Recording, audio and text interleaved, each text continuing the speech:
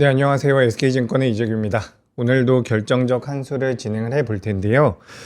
최근에 이제 우리나라 시장의 변동성이 정말 많이 커진 것 같습니다. 그래서 주식 비중이 많은 분들은 말할 것도 없고, 주식 투자를 최근에 시작하신 분들 같은 경우도 굉장히 힘들 수밖에 없는 그런 장세입니다.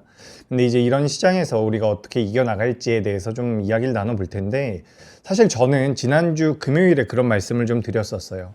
장중에 좀 우리나라 시장이 반등이 나오는 것 같아서 저는 오히려 주식 비중을 좀 늘렸습니다 라는 말씀을 드렸거든요. 근데 늘린 비중 자체가 주식 비중이 100%는 아니었죠. 그렇기 때문에 일단 오늘 전반적으로 대응하는 데 있어서는 무리가 없었거든요.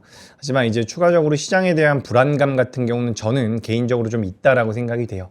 그리고 추가적으로 지난주에 제가 마무리를 하면서 어떤 말씀을 좀 드렸었냐면 이런 말씀을 드렸거든요. 만약에 우리나라 시장이 지난 저점 때까지 다시 밀린다면 그때는 좀 조심해야 될 것 같습니다 라는 말씀을 드렸었어요. 사실 오늘 장 초반에 우리나라 코스피가 계속해서 좀 밀려 내려오면서 이러면 좀 투매가 많이 나올 수도 있겠다라는 생각이 들었었거든요. 근데 다행히도 갑자기 전략 비축유를 내놓겠다라는 이야기들이 나오면서 전반적으로 좀 반등이 나왔죠. 그래서 오늘 제가 오늘 시장을 어떻게 봤는지, 그리고 오늘 보시면은 조선과 방산도 굉장히 좋은 모습이 나왔거든요. 방산 같은 경우는 그동안 많이 좋았기 때문에 살짝 약한 모습이었지만, 조선 같은 경우는 좋은 모습이 나왔고, 지금 장 마감되고 보니까 에코프로 그룹주들, 그죠? 이제 코스닥에 상장되어 있는 2차 전지 기업들 같은 경우도 주가가 많이 반등을 해주는 모습이 나왔습니다. 그래서 저는 굉장히 조심스럽게 말씀드리는데, 지금 코스닥 쪽에 대한 관심을 좀 넓히는 게 맞나요? 코스닥에 대한 관심을 좀 더 높게 가져가야 되는 시기가 온 게 아닌가라고 생각이 되거든요. 그래서 여기에 대한 설명도 한번 드려볼 테니까 오늘도 끝까지 잘 들어주셨으면 좋겠고요. 네, 그죠? 제가 아무래도 증권사에서 현업으로 일을 하다 보니까 이렇게 장중에 변동성이 엄청나게 크게 나오면 전화도 엄청 많이 받고요. 지금 시장이 어떤가 이런 고민을 굉장히 많이 하게 되거든요. 분위기도 많이 파악을 하게 되고요. 근데 오늘은 이상하게 며칠 전에 우리나라 급락 나왔을 때보다는 분위기가 나쁘진 않았어요.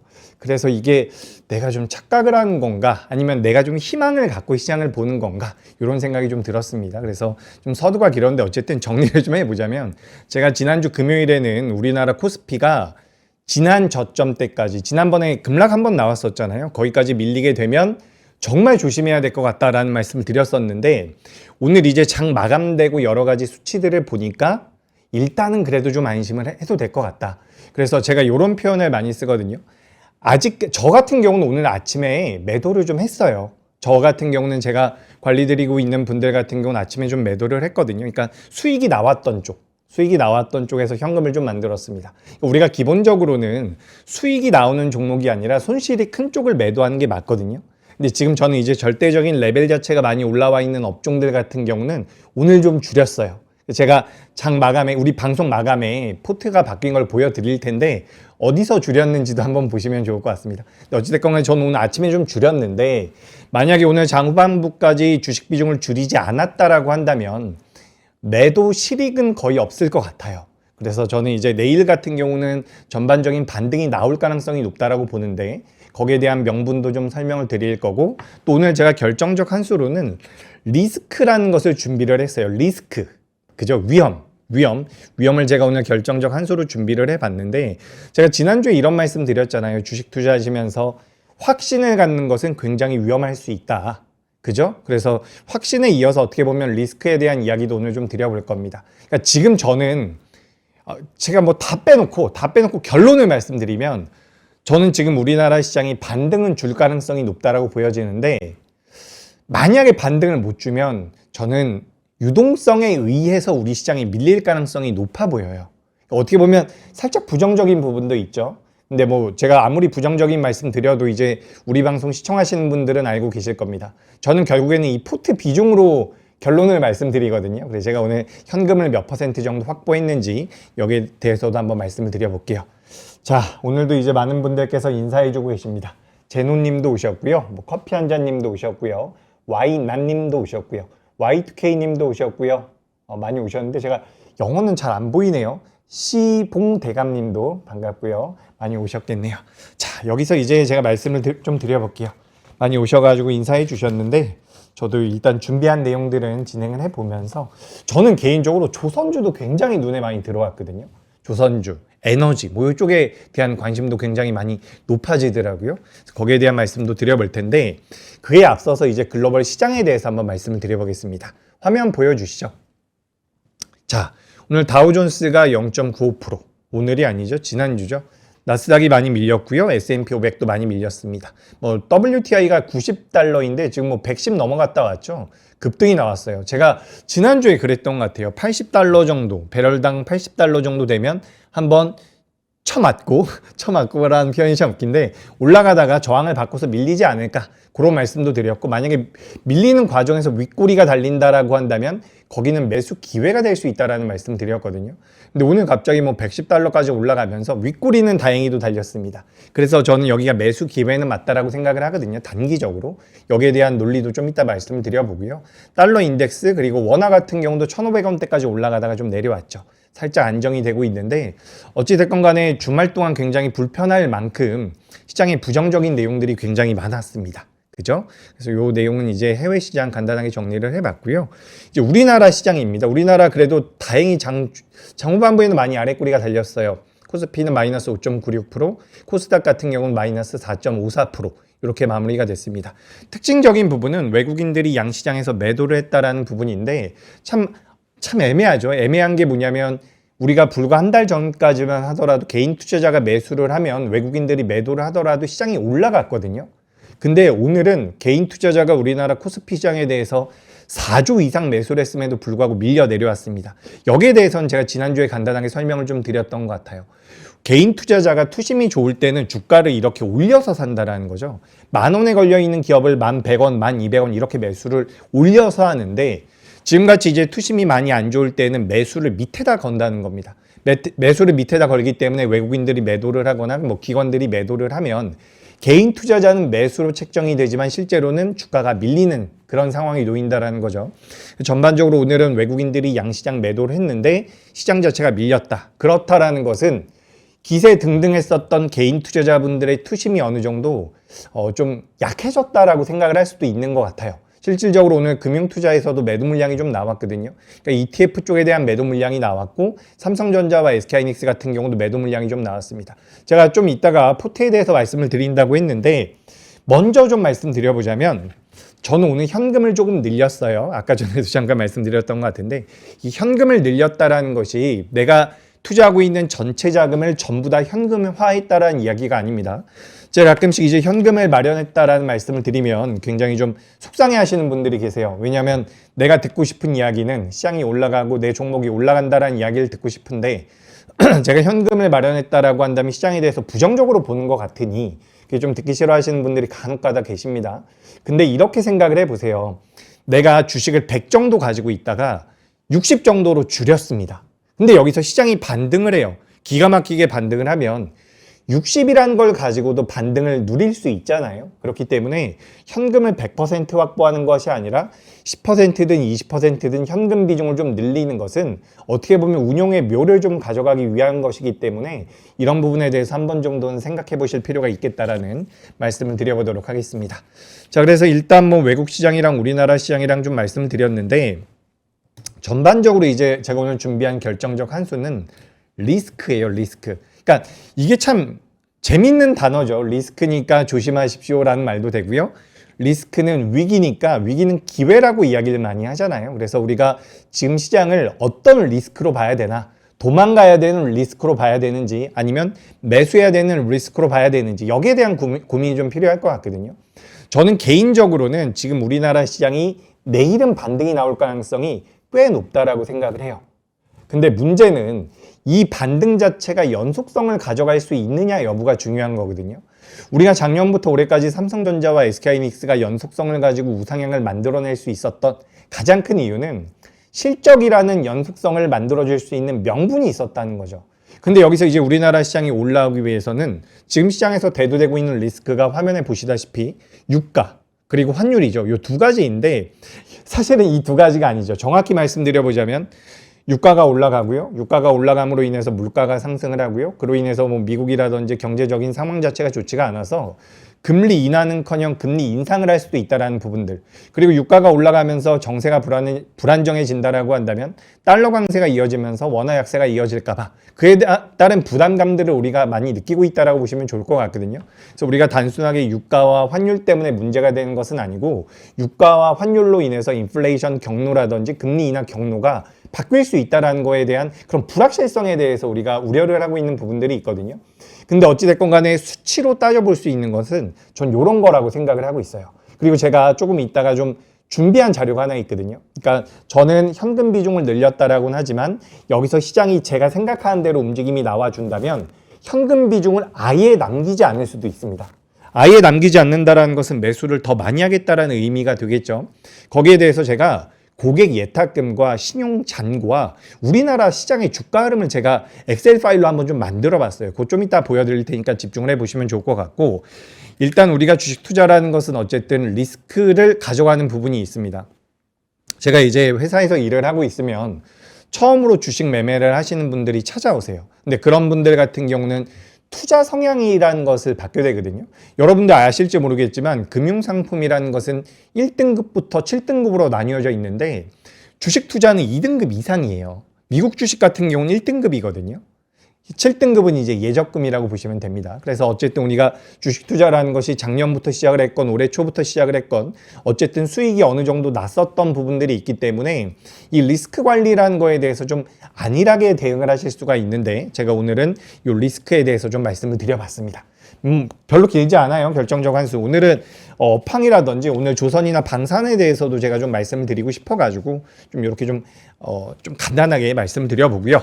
자, 이제 그러면 뭐 그 유가와 그리고 달러 이런 부분에 대해서 한번 말씀을 드려볼게요. 그리고 그에 앞서서 제가 이것도 한 번만 잠깐 짚고 넘어가도록 하겠습니다.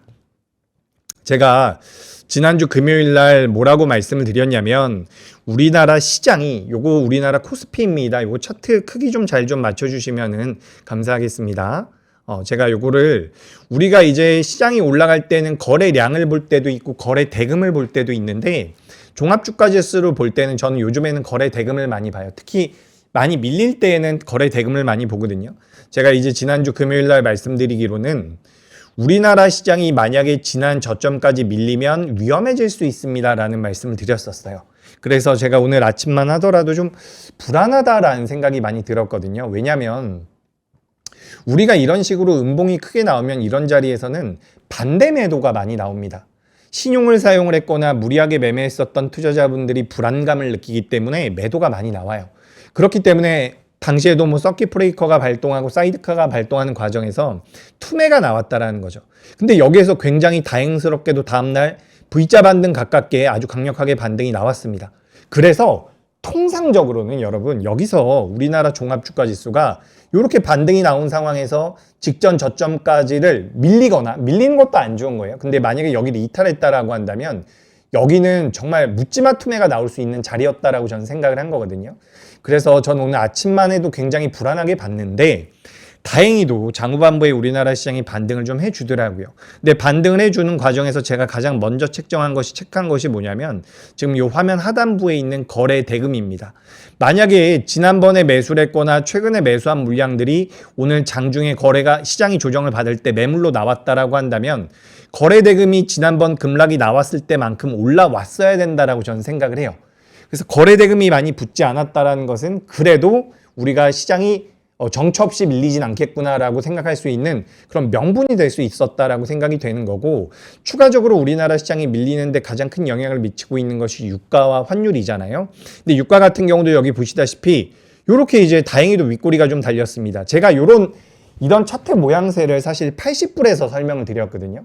이 80달러 올라가는 자리에서 윗꼬리가 달리면 오히려 그때는 리스크 해소일 가능성이 높기 때문에 우리가 긍정적으로 봐야 됩니다라는 말씀을 드렸었어요. 지난주 금요일 날.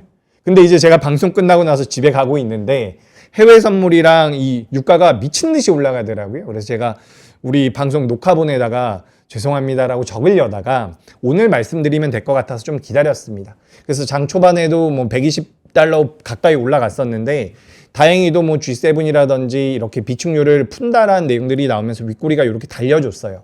그렇다면 단기적으로 이 자리를 완전히 양봉으로 감싸 안으면서 올릴 가능성은 낮다라고 보시면 돼요. 그렇다라고 하는 것은 아까 전에 말씀드렸던 걸 정리를 해보죠. 거래 대금이 많이 줄었고 이탈되면 안 되는 자리까지 밀리긴 했으나 다행히 유가가 밀리면서 주가가 반등이 나왔다. 그래서 저는 내일은 반등의 가능성이 높다라고 보는 겁니다. 근데 굉장히 아이러니한 것은 저는 현금을 늘렸다라고 하죠. 그러니까 왜 그런 거냐면 리스크 관리는 필요하다라고 생각을 하는 거예요. 그러니까 지금 시장에 나와 있는 이런 팩트들과 수치만 본다면 내일은 반등이 나올 가능성이 높은데 그 반등의 연속성에 대해서는 저는 아직까지 의문을 가지고 있다는 부분이죠. 그래서 일단 유가는 좀 올라왔다가 윗꼬리가 달렸다는 부분, 그리고 환율 같은 경우도 오늘 계속해서 보는데 1,500원을 넘어갈까 말까 하더라고요. 그래서 계속해서 봤는데 사실 환율은 제가 예전처럼 그렇게 무섭게 생각하지는 않습니다. 그러니까 우리가 환율도 많이 올라왔다라고는 하지만 뭐 환율 올라온다라고 해서 우리나라 삼성전자와 SK하이닉스가 못 올라왔었던 건 아니거든요. 그렇기 때문에 환율보다는 전 유가에 대한 부담감, 유가가 올라온다라고 한다면 인플레이션이 자극이 되죠. 제가 지난주였죠. 지난주에 저는 전기차를 타기 때문에 휘발유와 경유의 가격을 잘 못 봤습니다라는 말씀 드렸는데 그 말씀드리고 나서 집 가는 길에 되게 후회되더라고요. 무슨 뚱딴지 같은 소리를 했나 싶더라고요. 근데 그런 말씀 드리고 나서 집에 가서 그런 생각이 좀 들었어요. 아, 이렇게 되면 에너지에 대한 관심도가 이렇게 높은 상황이라고 한다면 우리가 2차 전지 같은 경우도 의외로 좀 매력적일 수가 있겠다. 3월 달에는 인터배터리에 대한 모멘텀도 있을 것이고 코스닥 쪽 같은 경우는 코스피에 비해서 상대적으로 많이 못 올라왔었던 부분들이 있기 때문에 우리가 오히려 그렇게 투자 아이디어를 만들어 가볼 수가 있겠구나라는 생각이 좀 들었었거든요. 그래서 오늘 제가 조금 이따가 코스닥에 대해서도 좀 말씀을 드릴 텐데 일단은 그래서 제가 뭐 지난주에 좀 헛소리를 했다라는 부분 말씀드리면서 오늘 그래서 뭐 환율과 유가의 변동성으로 인해서 어떻게 보면 우리나라가 굉장히 위험한 자리까지 내려왔지만 내일은 단기 반발 매수세가 들어올 가능성이 높겠다. 전 이렇게 좀 단기적으로 정리를 해 보도록 하겠습니다. 자, 그리고 여기 보시면은 계속해서 한번 말씀을 드려볼게요. 아, 그리고 기본적으로 여러분 제가 말씀드리고 싶은 게 뭐냐면 주식시장에 그런 이야기가 있습니다. 비관론자는 명예를 얻고 긍정론자는 돈을 번다라는 말이 있거든요. 저는 그래서 기본적으로 여러분들께서 주식시장에 참여를 하시면서 긍정적인 마인드라든지 뭐 우상향을 할 수 있을 거다라는 마인드를 갖는 것을 원해요. 진심으로. 그리고 저도 지금 우리나라 시장이 워낙 강하게 상승했었던 상황이기 때문에 조정을 받는 것이고 추가적인 추세 자체는 우상향으로 이어질 가능성이 높다라고 보여지거든요.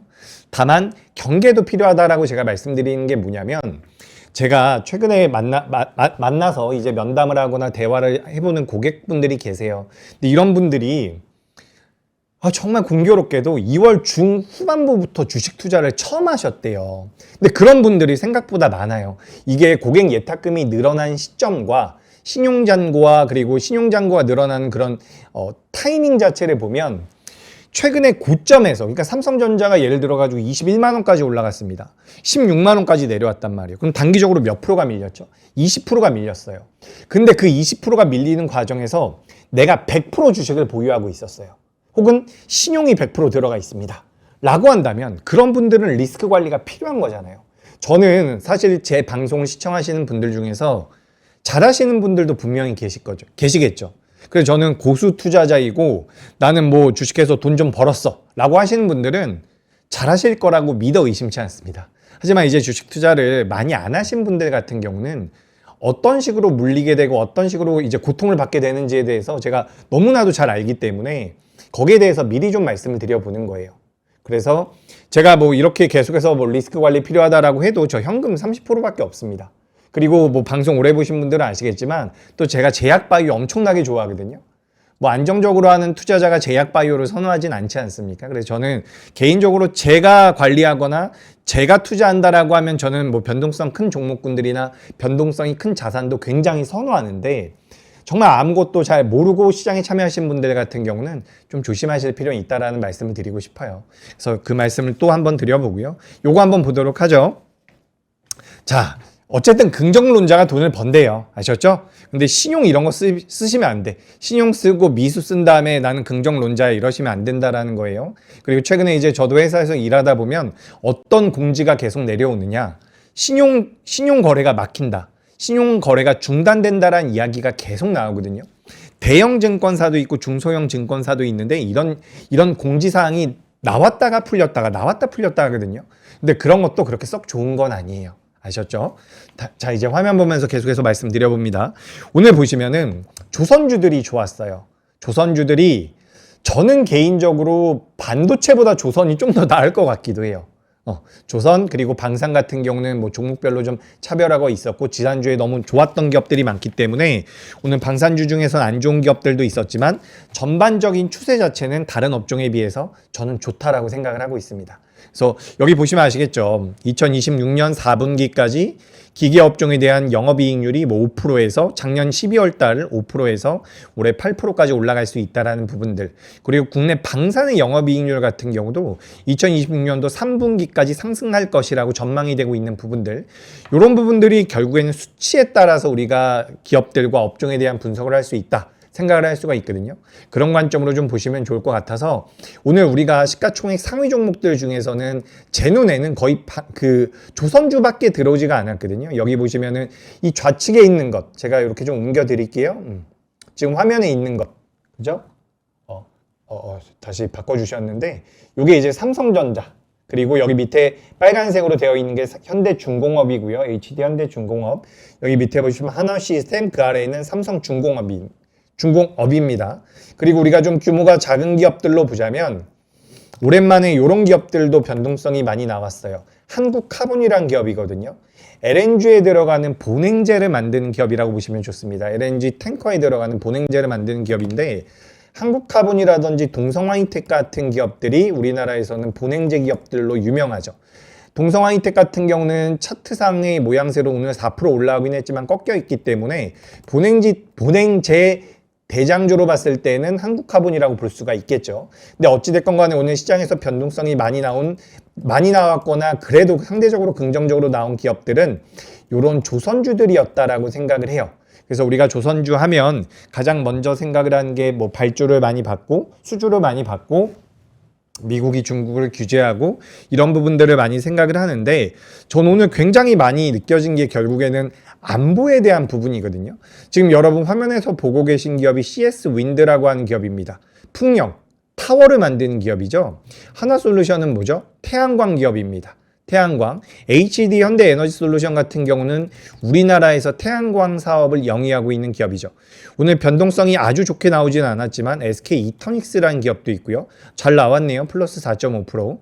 대명에너지라고 하는 기업도 있습니다. 이 기업은 3천억 정도밖에 안 되는 기업이기 때문에 변동성이 좀 커질 수 있는 기업입니다. 근데 제가 지금 보여드린 기업이 뭐 에너지와 LNG와 관련되어 있는 기업들이라고 보시면 좋을 것 같거든요. 그래서 우리가 다시 한번 돌아가 보도록 하죠.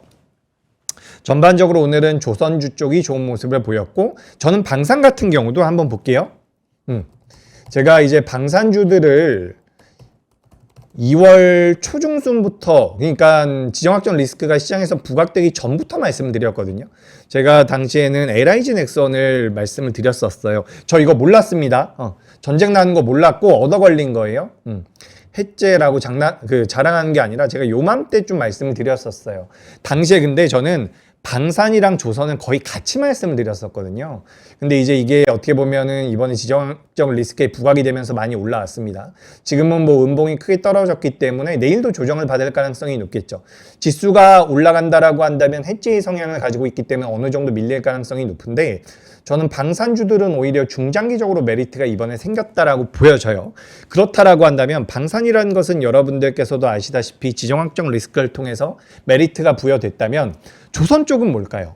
조선 쪽도 마찬가지입니다. 제가 여러분들께 지금 화면 뭐 안 보여주셔도 돼요. 제가 뭐 찾고서 보여드릴게요.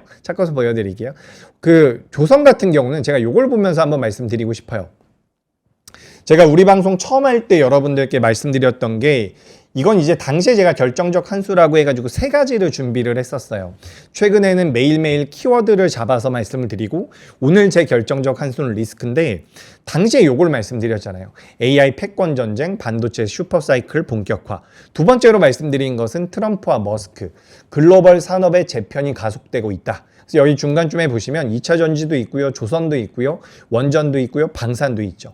우주도 있고 ESS도 있고요, 뭐 태양광도 있습니다. 그래서 이렇게 이제 우리나라 글로벌 시장에서 미치고 있는 영향들이 가장 큰 게 전 이것들이라고 생각을 하고 있었거든요. 근데 여기에다가 이제 추가적으로 이거 어떻게 보면 트럼프죠. 지금 지정학적 리스크 같은 경우는 트럼프라고 보시면 좋을 것 같은데 전반적으로 이제 시장을 짓누르고 있는 여러 가지 이벤트들이 지정학적 리스크가 가장 큰데 우리가 결국엔 여기에다가 적용을 해볼 수 있을 것 같습니다. 어디요? 대중 규제 강화. 지금 지정학적 리스크, 중동 쪽에서 지정학적 리스크가 있는데 왜 중국 규제 이 이야기를 하느냐라고 생각하실 수가 있는데 실제로 베네수엘라와 이란에서 수출하고 있는 원유들을 대체적으로 중국에서 많이 가져가고 있단 말이에요. 그렇기 때문에 미국 같은 경우는 중국을 규제하기 위해서 중국을 어떻게 보면 압박하기 위해서 이런 일련의 과정들이 진행이 되고 있다고 보시면 좋을 것 같아요. 저는 개인적으로 그렇게 생각을 하고 있거든요. 제가 알기로는 4월 달에 트럼프와 미국과 중국의 정상회담이 있을 겁니다.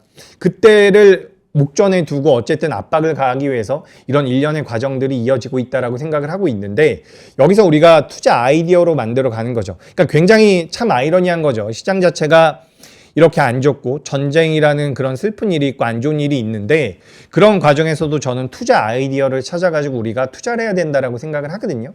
근데 지금 시장에서 진행되고 있는 이런 일련의 과정들은 결국에는 미국이 물론 이란도 마찬가지예요. 이란 같은 경우도 여기서 계속해서 뭐 핵을 개발하거나 계속해서 외형 확장을 하고 이란을 추종하고 있는 중동에 있는 국가들이 굉장히 많죠.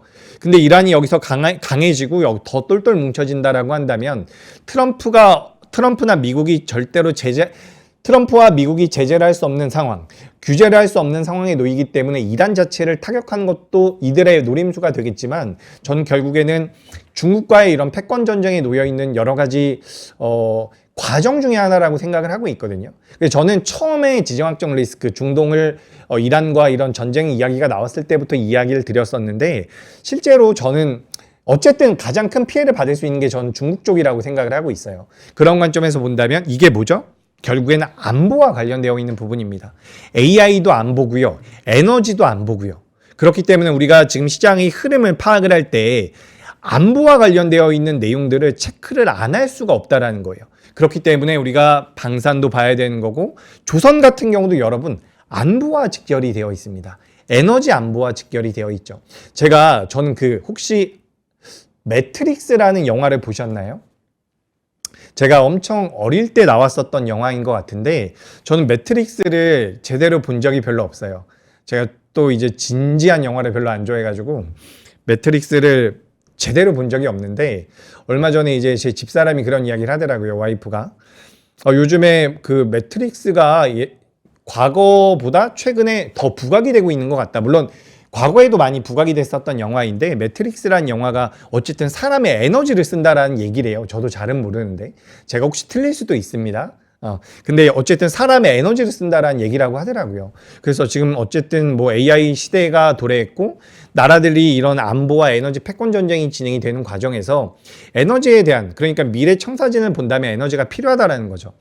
반도체에 대한 병목 현상보다 에너지원에 대한 병목 현상이 높을 것이다라는 이야기가 나왔고 지난주에 우리나라 시장 조정받을 때 뭐 한화솔루션 같은 태양광도 움직였고요. 뭐 원전 같은 경우도 상대적으로 견조한 모습이 나왔고요. 뭐 갑자기 풍력주들이 우리나라에서 신재생 육성을 한다라는 이야기가 나오면서 변동성이 나왔죠. 뭐 제가 우리 방송에서도 몇 차례 말씀드렸었던 뭐 두산 퓨얼셀 같은 수소와 관련되어 있는 기업들도 변동성이 나오고 있어요. 그래서 사실 이번 전쟁에서 가장 큰 투자 아이디어를 받은 것은 저는 결국엔 에너지원이라고 생각을 하고 있어요. 근데 이 에너지원에서 우리나라 업종 중에서 가장 수혜를 받을 수 있는 게 조선과 원전이라고 생각을 하는 거죠. 그래서 제가 뭐 포트 매번 보여드리지만 조방원 같은 경우는 제가 20%에서 비중 자체를 줄이질 않고 있거든요. 지난주 같은 경우는 방산이 많이 올라와서 방산을 좀 줄이고 조선을 더 높였다라고 말씀드렸어요. 지난주 금요일 방송 보시면 아실 겁니다. 지난주 금요일에 제가 방산을 좀 줄이고 조선을 좀 더 늘렸습니다라는 말씀 드렸었어요. 근데 이게 어쨌든 시장을 관통하고 있고 시장을 지배하고 있는 내용이라고 보시면 돼요. 그러니까 제가 매번 그러잖아요. 저는 여러분 수치를 굉장히 중요하게 여기죠. 수치를 굉장히 중요하게 여기고 실제로 시장에 나와 있는 자료들을 더 많이 믿어요. 앞으로 어떻게 될 것인지에 대해서 예상하기보다는 지금 나와 있는 수치들을 많이 믿거든요. 그러니까 주식 투자함에 있어서 여러 가지 방법이 있습니다. 근데 저는 현재 나와 있는 팩트를 가지고 대응을 하는 게 가장 맞다라고 생각을 하기 때문에 나와 있는 수치를 많이 본다라는 거죠. 근데 지금 일단 시장에 나와 있는 내용들을 보면 에너지 안보 이쪽에 대한 모멘텀이고 지금 조선들도 마찬가지예요. 잘 한번 돌이켜 보세요. 러시아가 우크라이나를 공격했을 때 파이프를 막았죠. 러시아에서 그 유럽까지 갈 수 있는 파이프라인을 막았습니다. 그러면서 유럽에서는 원전에 대한 투자가 다시 한번 시작이 된 거예요. 그리고 지금도 한번 보세요. 우리나라 기름값 많이 올라간다 그랬죠. 아까 휘발유라든지 뭐 자동차 가격이 계속해서 올라가고 있는데 그렇다라고 한다면 에너지원에 대한 관심이 필요하지 않을까? 2차 전지에 대한 관심이 또 한 번 높아질 수가 있지 않을까? 이런 생각을 하는 거예요. 주식 투자를 하는 분들이라고 한다면. 그럼 LNG라는 게 카타르 쪽에서 많이 만들어진다라고 하는데 카타르 쪽에서 LNG에 대한 수출을 할 수 없다라고 한다면 LNG 쪽에 대한 모멘텀을 많이 가지고 있는 국가가 뭐가 있을까? 트럼프 전 정권에서 LNG에 대한 프로젝트를 전부 다 중단을 시켰습니다. 근데 트럼프가 대통령이 되고 나서 LNG 프로젝트를 다시 한번 가동을 했거든요. 근데 LNG 프로젝트라는 것은 여러분 그냥 뭐 제가 이거 좋습니다라고 말해가지고 한 달 만에 무언가 뚝딱뚝딱 되는 게 아니에요. 몇 년 동안 진행이 되고 있는 장기 프로젝트거든요. 근데 그 프로젝트가 승인이 되고 LNG를 가지고 LNG를 운반을 한다라고 한다면 거기에 대해서 우리나라 기업들이 구조적으로 수혜를 받을 수가 있는 거죠. LNGC라고 합니다. 그 C는 캐리어라고 하죠. LNG를 운반할 수 있는 선. 그래서 우리나라에서 삼성중공업도 잘하고 있고요. 하나오션, HD 현대중공업 다 잘하고 있습니다.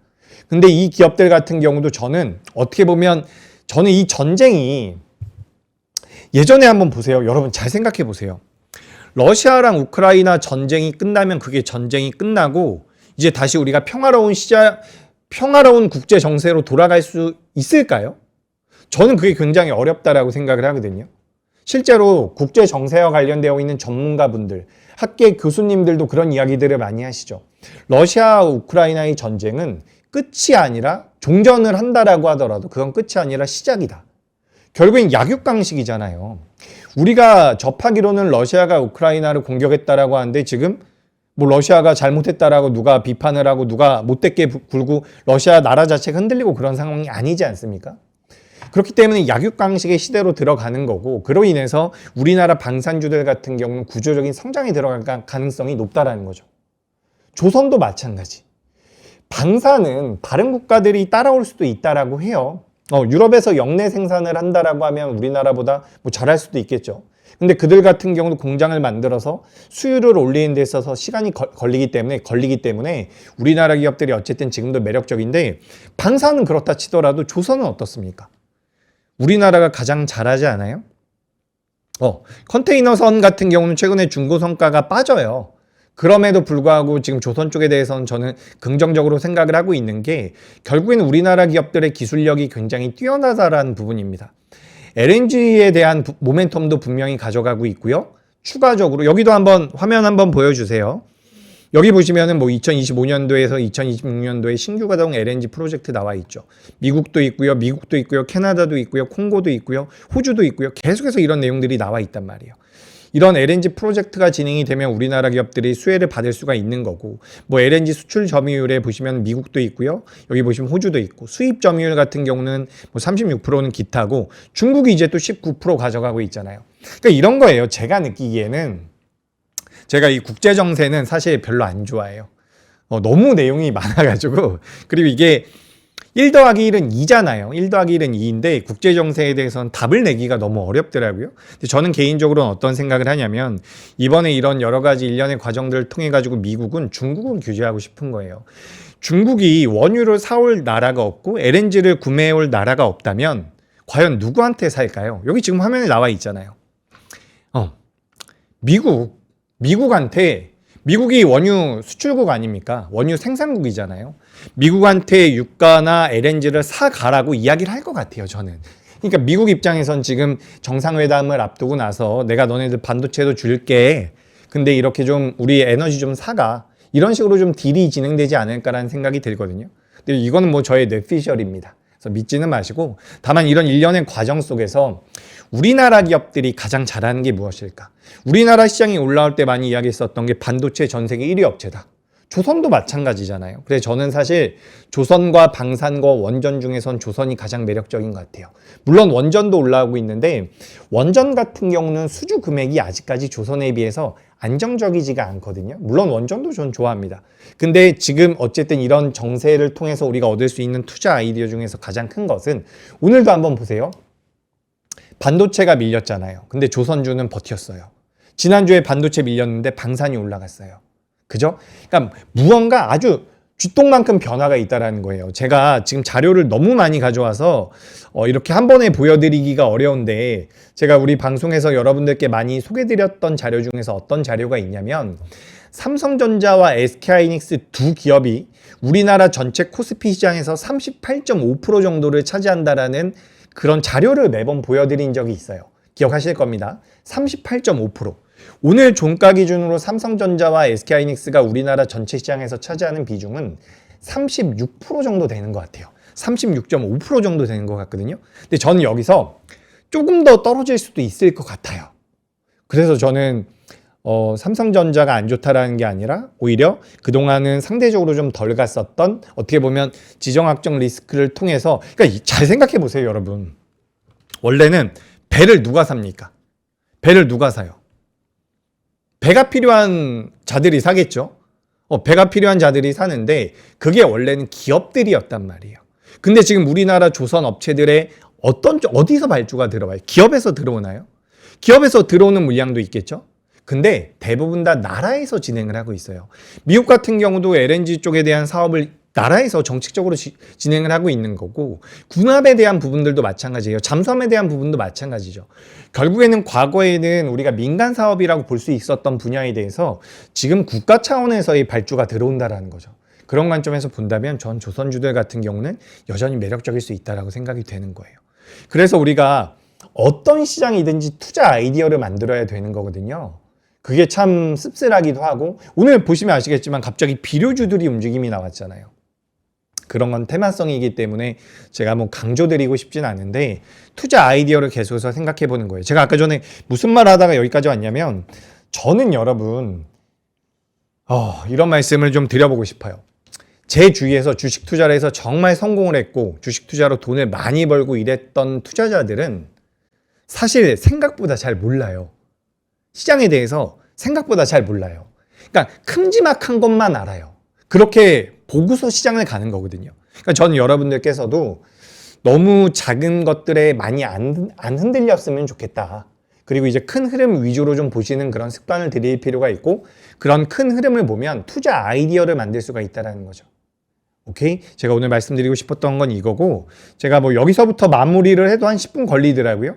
지금부터 이제 내용 정리하면서 마무리해 볼게요. 제 자리 한번 보여주십시오. 일단 오늘 내용이에요. 서킷 브레이커가 발동이 됐고요. 유가가 많이 튀었다라는 부분. 쿠웨이트가 석유를 감산하면서 뭐 불가항력 선언했다라는 이야기들 나오는데 요거는 아까 전에 뭐 G7에서 뭐 비축유를 내놓겠다라는 얘기가 나오면서 전부 다 일단은 수면 아래로 가라앉았다라고 보시면 좋을 것 같습니다. 지난주에 배럴당 $100가 넘어갈 때 요런 경제 성장률이라든지 소비자 물가 상승률이 체크가 될 것이기 때문에 부정적이라는 내용들이 나왔었어요. 근데 이게 너무 빠르게 지금 $100에 와가지고 저도 부담이 되는 부분은 있습니다. 하지만 쭉쭉 말씀을 드려볼게요. 그래서 뭐 유럽 가스 상승 속도 같은 경우도 러시아 우크라이나 전쟁 당시와 유사한 게 아니라 더 빠릅니다. 단기적으로 더 빠르게 올라왔다라는 말씀 드리고요. 그리고 뭐 요거는 파이프라인에 대한 부분인데 오늘 이제 시장에서 이런 이야기가 나왔죠. G7에서 전략 비축률을 공동 방출을 논의 예정이다. 요런 내용들 나오면서 일단은 뭐 시장 자체가 좀 안정이 된 것 같습니다. 그리고 이거 말씀드려야 되는구나. 제가 엑셀 이런 거 잘 못하거든요. 그래서 챗 GPT한테 좀 부탁을 해가지고 자료 하나 만들었는데 요거 한번 보세요. 요겁니다. 참 이 검정색 선이 뭐냐면 코스피 종합주가지수예요. 코스피 종합주가지수. 밑에 보시면 이제 일자가 나와 있죠. 2025년도 3월달, 4월달, 5월달, 6월달 이렇게 쭉쭉쭉 나와 있는데 우리나라가 이제 요런 자리 5월달, 6월달부터 본격적으로 상승을 했거든요. 근데 여기 보시면은 요렇게 약간 연한 초록색으로 표시가 된 게 뭐냐면 고객 예탁금이 지난달보다 10% 넘게 증가한 달이에요. 요 날이. 그러니까 여기 보세요. 그러니까 여기에도 이렇게 그러니까 뭐라고 설명을 드려야 되나? 여기 보시면 우측에 0이라고 쓰여 있는 곳 있죠. 0이라고 쓰여 있는 곳. 0보다 이제 올라온 것은 제가 이거 좀 이렇게 설명드리면 이해하시기 어려울 것 같아가지고 제가 그냥 다 잘라먹고 본질만 말씀을 드려볼게요. 여기 이렇게 가로줄을 그었을 때, 가로축을 그었을 때 위로 올라온 게 뭐냐면 고객 예탁금 증가율에서 신용 잔고 증가율을 뺀 거예요. 예를 들어 가지고 고객 예탁금이 10% 올라왔습니다. 근데 신용 잔고가 8% 올라왔다라고 한번 해봐요. 그럼 10%에서 8% 빼면 2%죠. 양수가 나오죠. 양수가 나오면 여기 위로 올라와 있는 거야.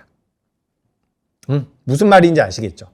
그래서 지금 여기 근데 이제 이렇게 초록색으로 표시가 되어 있는 부분은 뭐냐면 첫 번째는 고객 예탁금이 지난달보다 10% 넘게 올라온 상태에서 고객 예탁금의 상승률이 신용 잔고의 상승률보다 더 높았던 시기예요. 무슨 얘기인지 아시겠죠? 그러니까 신용 잔고가 아무리 많이 늘었어도 고객 예탁금이 더 많이 늘어났다라는 거예요. 그게 바로 이렇게 연하게 초록색으로 표시가 되어 있는 부분이거든요. 가만 보시면 2025년도에 그런 시장의 자금 흐름이 나오고 나서 나오고 나서 어느 정도 눌림이 나오는 듯했지만 쭉쭉 올라오는 모습이었죠. 그냥 여기를 보시죠. 점이 찍혀져 있는 데를 보세요. 여기 우리나라 시장 올라왔죠. 검정색이 종합주가지수입니다. 올라왔죠. 2025년도 9월달과 10월달에도 쭉 올라왔어요. 그죠? 그리고 여기 이제 이렇게 초록색으로 되어 있는 데를 보시면 돼요. 요거 하나, 둘, 셋, 넷, 다섯, 여섯, 일곱 개. 그죠? 근데 가만 보시면은 2026년도 3월달만 빠졌어요. 그러니까 지금까지는 고객 예탁금이 늘어나고 신용잔고가 늘어난다라고 하더라도 그 스프레드가 양수이고 고객 예탁금이 지난달 대비해서 10% 넘게 늘어나면 우리 시장이 항상 올라왔었거든요. 근데 지금 3월달 같은 경우는 여기 굉장히 특이하죠. 꺾여 있어. 그러니까 여기서는 어떻게 보면 우리가 만약에 내가 주식 투자를 하기 위한 자금의 여력이 있어요. 그렇다라고 한다면 여기는 내가 그래도 한 번 정도는 공략을 해볼 만한 그런 시점이라는 거죠. 어떤 얘기인지 아시겠죠? 우리가 뭐 지금 뉴스 보면 신용잔고에 대한 이야기들도 많고요. 지금 화면에 보시는 것처럼 신용잔고에 대한 이야기도 많고 뭐 여러 가지 이야기들이 있는데 과거 내역들을 좀 살펴보면 요렇게 좀 흐름이 나오고 있다는 거예요. 저는 이번에도 좀 올라갔으면 좋겠는데 어쨌든 지금 우리가 어떻게 보면 보세요. 지난 5월달부터 지난 6월달부터 작년 6월달부터 지금까지 한 6, 7개월 동안 맞아 떨어졌었던 주가의 흐름이거든요. 전 이걸 뭐라 그럽니까? 유동성이라고 많이 이야기하죠. 우리 시장이 어쨌든 유동성으로 올라왔기 때문에 유동성으로 인해서 변동성이 커지고 있지만 또 올라갈 가능성이 일단 요 수치로는 높다라는 거예요. 그래서 그 부분 한번 말씀드립니다. 그리고 이번 주 같은 경우는 선물 만기일과 옵션 만기일이 있어요. 여러분 선물과 옵션 같은 경우는 뭐라고 설명을 드려야 될까요? 그러니까 얘들은 그런 거예요. 만기일이잖아요. 만기일에는 무언가 내가 가지고 있던 포지션을 정리를 한다라고 보시면 되거든요. 물론 다 정리하진 않아요. 근데 제가 이제 초보 투자자분들께 말씀드리고 싶은 것은 만기이기 때문에 포지션이 정리가 된다라는 거예요. 그게 위로든 아래로든 정리가 되기 때문에 변동성이 커진다라는 겁니다. 그래서 이번 주에 그런 게 있고, 뭐 이건 아까 전에 말씀드렸던 여기 있네요. 여기 삼성전자와 SK하이닉스의 비중이 38.5%인데 이제는 36%까지 좀 내려온 것 같다. 그죠? 이런 부분들 많이 말씀드렸고 지난주에 고용 쇼크 나왔다라고 하는데 잘 뜯어보면 또 그런 건 아닌 것 같아요. 실업률도 좀 올라왔었다라는 부분들. 그래서 지금 시장이 밀리고 안 좋다 보니까 안 좋은 내용들이 계속 나오고 있거든요. 시장이 밀리고 안 좋다 보니까 고용도 부러진다, 뭐 이란 전쟁이 장기화될 수 있다 이런 얘기들 많이 나오고 있는데 제가 뭐 기본적으로 말씀드리고 싶은 것은